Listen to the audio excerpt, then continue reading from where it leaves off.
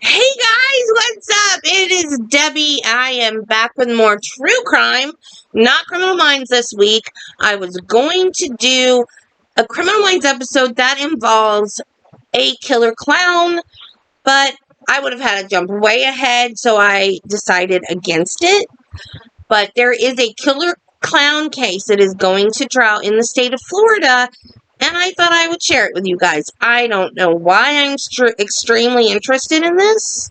I don't know if it's because I have calorophobia, and that would be the most terrifying thing in the world if someone came to my door dressed as a clown. Not to mention all the scary doorbell footage. In 2016 in Florida, there were clown sightings everywhere. Walks up to a porch.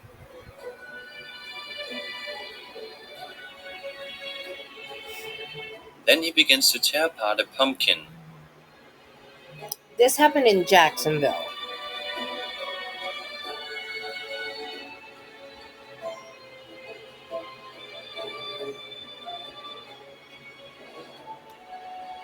Is that not the scariest thing you've ever seen in your life? When I was a little girl, born and raised in Florida, this is where the winter headquarters is of the Barnum and Bailey Circus. Now, circuses are kind of not a thing anymore. Every once in a while you'd see like a mini circus pop up somewhere. But this was a huge compound. There's a mansion on it that belonged to one of the founders of the circus. There is a circus museum there. There's a clown college there. And there's also a place to learn trapeze and tightrope walking and those kind of things. And it was a really, really big treat to get to go every year. And then I also got to go to the circus museum and the mansion quite a bit with field trips and stuff as a child. So while I enjoy circuses and I love visiting the grounds, I'm terrified of clowns. When I was a very little girl, well, let me go back. My dad was a Florida Highway Patrolman. So he directed the traffic. You know, when you're going to a big event and there's people out there telling you where to drive, where to park, etc. My dad did that for the circus when it was at home in Bradenton every year. And he got in free and we got in free. So we went every year without fail. I had to go to the bathroom. And my dad was going to walk me to the bathroom. I was old enough to go by myself, so I didn't need my mom, but I didn't know where the bathroom was. So my dad was going to take me and show me. So we were pretty up high in the bleachers. As we walked down, the clowns came out. And all of a sudden, I was like, oh, heck no. And I turned around and I ran back up the bleachers to my mom. And my dad didn't know I was gone, and he kept going. And my mom said, you better go. He doesn't know that you're not behind him anymore. Go get him. And to be perfectly honest, I don't remember what I did. I have blanked the rest of it is gone. Like, it traumatized me so bad. So I don't know if I went to the bathroom. I don't know if I went to find I don't know anything. All I know is clowns came out and I ran to mommy. Okay, so we're going to talk about the killer clown case in the great state of Florida right now. My sources for this was the Real Life Villains Wiki, Grudge.com, CBS12.com. There's an episode it's an ID episode. If you don't have ID, it's on Discovery Plus, and the series is Unmasked. And the episode is called Unmasked Killer Clown, and it is this story. NBCMontana.com, which I don't know why Montana's reporting on this, but CBSNews.com and 2020. So, in 1990, it was Memorial Day weekend, and Marlene Warren was making French toast for her son and his friends. He had been in a car accident and broke his leg, so he was in a cast on crutches, and his friends had come over Memorial Day weekend to just hang out, and Mom was making French toast. Around 10:45 a.m., the doorbell rang, and Marlene went to the door and opened it, and there was a clown standing there. Orange wig, white face makeup, red ball nose, holding a basket of red and white carnations and a bouquet of balloons. As she reached for the flowers, the clown shot her twice in the face.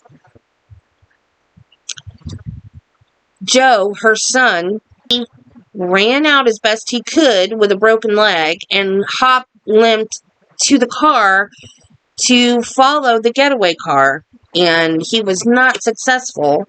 So he came back to the house, and there was a doctor in the neighborhood that was walking his dog that day. He heard the shots and said it sounded like a nail gun. But he realized what was happening, and at the neighbor's house where he was at the time of hearing the shots, he asked his neighbor to call 911. And the doctor went over to see if he could help before the paramedics got there. Marlene was clinging to life, and she was eventually rushed to the hospital, and unfortunately, she died 2 days later.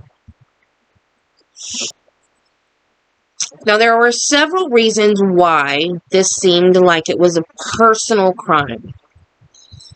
The first being that Marlene loved clowns. She grew up in a house that was extensively decorated in clown memorabilia. There was even an entire circus-themed room in her childhood home. As a teenager, she painted pictures of clowns. Very talented, beautiful pictures of clowns. So clowns were her thing. So anybody that knew her knew she liked clowns and would open the door to a clown. I'm not going to open a door to a clown. Anybody that knows me knows that. I'm not going to open the door to a clown. No way in heck am I going to open the door for a clown. So, this is why the theory is that this was someone that knew her or knew of her and knew that she liked clowns. A very, very affluent neighborhood. It's called Wellington. It is I guess maybe it's a town, not just a neighborhood.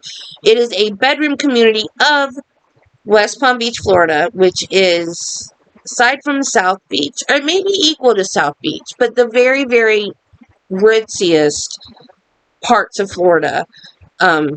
Wellington is up there. And this community had a grass airstrip that went down between the houses, and every house had a plane hangar in the backyard. So this is a very, very affluent community. Therefore, why, unless you're just cuckoo, why are you going to go into this very, very prestigious community and just randomly shoot somebody? If anybody's going in there for anything, it's to rob people, because they have so much money. And another thing that I find very strange is that this is a non-gated community. And I would think that any community with that kind of wealth would be a gated community. So there's somebody at the gate saying, do you know anybody that lives here? Do you have any reason to be here? Whatever. And not allow them into the gated community. Her husband's name was Michael. And Michael owned a used car lot, which I suppose could be prestigious, but I believe she had money So most of the money was hers, and the majority of the things that they owned jointly. So some strange things started happening to Michael. He lost a plane. That is all I have read in the research. I don't know how you lose a plane and not be lost with it. But apparently he lost a plane. A big polo community down there. And they had polo horses. And one of his horses died. This was not said in any of the research. But the only reason I can think of for losing a plane and having your polo horse die is for insurance money, insurance fraud. Now, I'm not saying that happened because I don't know, but that was in the research. So that's just my speculation. Also, let me say now before I forget, this woman has not been tried for this crime yet. The trial is about to start, hopefully. It's been postponed so many times. Hopefully, the trial is going to start soon. So, I don't know that she did it. I know that the evidence looks very good that she did do it. But, I don't know. And I'm going to watch the trial if it's televised, and I will try to keep you guys updated, do like maybe some little clips and talk about them on the channel. But I'm very interested in it, and since I do have this platform, I'm going to use it, and if you guys are interested, please subscribe, share, like, comment, hit the bell for notifications, and then you'll know when all my videos come out. I'm actually going to start, I have 2 playlists now. One is for reboot info for Criminal Minds. Thanksgiving, y'all, I can't wait. And the other playlist is, of course, my episodes that are based on the Criminal Mind cases. But I'm going to start a 3rd playlist of Sheila Keene Warren videos. So, just repeating again, has not been convicted of anything yet. This is not a done deal. She could be innocent. So, we're going to watch the trial and find out. But, let me tell you about the evidence. So, as Marlene is being worked on by the paramedics, Joe calls his stepfather, Michael. And Michael did not sound like he was surprised. It wasn't this kind of, oh my gosh, I need to go home, my wife got shot. He was going somewhere on a trip with some friends. And he had a car phone. Now, in 1990, we didn't even have like the cute little flip phones that you could talk on, or walkie-talkie people.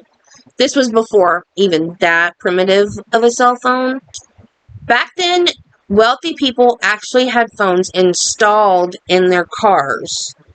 And the people that did not, I had one of these. It was called a bag phone. And it was literally a bag, like a little briefcase. And you unzipped it, and there was a giant phone in there. And you plugged it into your cigarette lighter to power it. But anyway, Michael had a car phone or a bag phone or something. Joe called him. He didn't act surprised. He didn't say, oh my gosh, we have to turn around and go back. My wife just got shot. It was more of, well, you know, what am I going to do? I'm here with my friends. And so Joe begged him to come home. And finally, he told his friends, we need to turn around and go back. You need to take me home. This is okay, it's not funny. The case is not funny. A woman died. An innocent woman died that had a family that loved her. It's not funny. But to me, every time I read that they put out a be on the lookout for a clown, I lose it. I'm sorry. I know it's not funny. The getaway car was a white Chrysler LeBaron, and it was found abandoned in a parking lot 4 days later. And they connected Sheila Keene Warren to that car. Sheila Keene Warren, at the time, was Sheila Keene. She was married. Her husband, they were separated. They kind of went back and forth. And Michael was not separated from his wife. And Sheila worked for him at his car lot as a repo agent. So she was separated from her husband, and people had seen them in romantic embraces in the office. And they both denied the relationship. They said there was nothing going on. It was 100% innocent, just employer-employee. Well, Michael's ad, I started to say website. We didn't have websites back then. Michael's ad for his car lot, in big letters on the ad, it said pay less.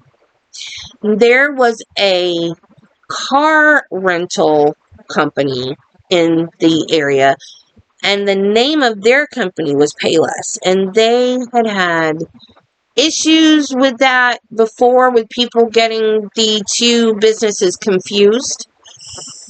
And in this instance, there was a couple that had rented a Chrysler LeBaron and needed to return it early.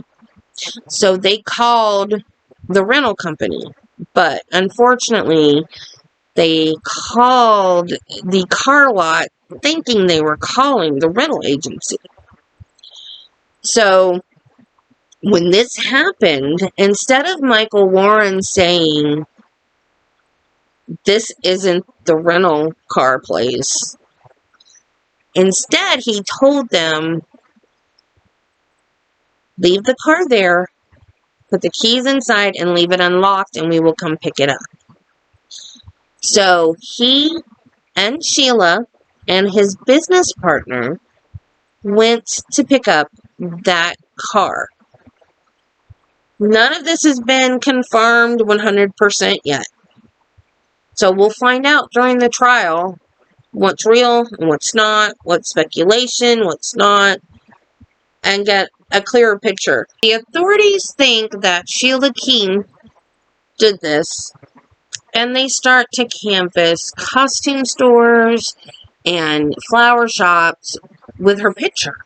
And she's ID'd as buying a costume and flowers and balloons. In the car, they found orange wig fibers, and they also found those same fibers on Sheila's shoes.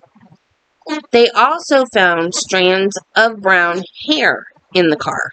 In 1994, Michael was arrested for racketeering, grand theft, and odometer tampering. So he was in jail for 4 years. In 2002, after Sheila divorced her husband, she and Michael got married in Las Vegas and moved to Virginia. The alias that she used in Virginia, and why use an alias if you haven't done anything? Anyway, they moved to Abingdon, Virginia, which is about 10 miles from the Tennessee border. It's kind of the tri-state area. My mother was from Big Stone Gap, Virginia, and she also lived in Kingsport, Tennessee for a while. And it's the 3 states butt up. Virginia, Kentucky, and Tennessee. And her alias when they moved to Virginia was Debbie. And they had a restaurant called the Purple Cow in Kingsport, Tennessee, which is a very successful restaurant and still open under new management now. And Kingsport, Tennessee is where my brother was born. So it's like, it's so freaky. The fact that it happened in Florida, where I was born and raised, and then they had a restaurant in the city that my brother was born in. My mother was from Virginia, very close to where they live, and she took the name Debbie as an alias. So it's just freaky. It freaks me out, which is why I'm so interested in it, I think. Sheila drunkenly confessed to one of her employees that she had killed Michael's wife. She also dressed up as a clown for Halloween at the restaurant. And the case got reopened in, I'm not sure if it was 2016 or 2017. She was arrested in 2017. They were able to match up the DNA from the hair to her DNA, and so now they have enough evidence to go forward. She has been extradited back to Florida, and because of COVID, I know my state can be messed up sometimes, but I love Florida. I love living in Florida. I don't want to live anywhere else. So she was arrested in 2017, and in 2020 was when lockdown started for the pandemic. So they postponed the trial, and they postponed the trial again for another reason that I don't remember. I couldn't find it. I just do know that it has been postponed more than once. The prosecution asked the judge if the lead detective on the case could appear via Zoom. Because Jay Mullins is the detective that found the car and the fibers and the hair evidence. He's the only one that can testify to put Sheila Keene in that car because her hair was found in that car and he was a person that found it. The other detective on the case has sadly passed away. So Jay Mullins, being older and not living in Florida, did not want to get on a plane and fly to Florida, which I didn't realize that during the pandemic we were still allowing flights into the state. I don't think that we were. So this may have been later when the precautions let up a little bit. But the judge denied the motion to allow him to testify via Zoom. And the reason that the judge gave, I don't like this judge because for this one thing. So the judge agreed with the defense that he should come and testify in person. And this is why.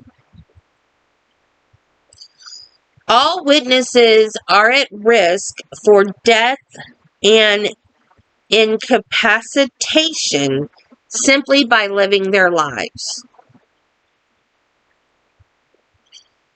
Is that as asinine to you as it sounds to me?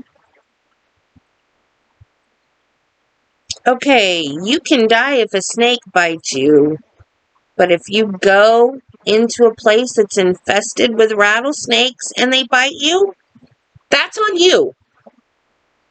So, I don't agree with this at all. Not at all. You don't go to some place where you have a higher chance of dying or getting sick. I don't know. You might disagree with me. Let me know in the comments. I think that's so ridiculous. Because on Zoom, it's even like this. If we were live, you guys could talk to me. I could talk to you. Everything would be happening in real time. Likewise on Zoom. So, people have Zoom meetings all the time. During the pandemic, courts had Zoom meetings because they couldn't have actual court. So I don't get why this judge insists that this witness comes to Florida. Michael and Sheila both claim that she's innocent, and I don't know if the cops are pursuing charges against Michael, because if this information is correct, if this is the way it happened, then he's involved as well. Now, Michael's business partner, on his deathbed, told his son where the second getaway car was. First, I was like, why would they need two getaway cars? But think about it. They went to pick up this car, so someone had to drive them there. Then they abandoned the car, and there was nothing found in that car that was abandoned. Which, And again, why didn't they put both cars in the canal? I mean, there's still so many questions that we don't know about this case. I'm just curious. I want to know what happens. I want to know what's real, what's not, what's speculation, what's lies. I want to know it all. I'm nosy that way. I don't know if the police have drugged this canal trying to find this car. It seems like if they believe the story of this man, that they would. Even if they didn't believe, you'd think they would at least look. I don't have that information. I didn't find it anywhere. The only information I found was that this one man believes that is where the car is. They were seeking the death penalty, and then they took the death penalty off the table, and I don't know why they did that either. Later today, there are some hearings from the trial on the Law and Crime Network, and I'm going to be watching those later today. Probably should have watched them before I did this video. But because I can't use a calendar, and I thought I had another week until Halloween, I'm doing this rush. I'm so sorry. Lot of questions. Lot of questions. So guys, that's everything on Sheila King Warren and the Killer Clown in South Florida and my crazy circus / clown stories. Let me know what you think down in the comments as always, and be kind to people, love your family, and have a terrific week. And I don't know when I'm going to be uploading this. Monday will be the continuation of Rosemary and Fred West. So we may actually see you before a week. So take it easy, guys. Bye.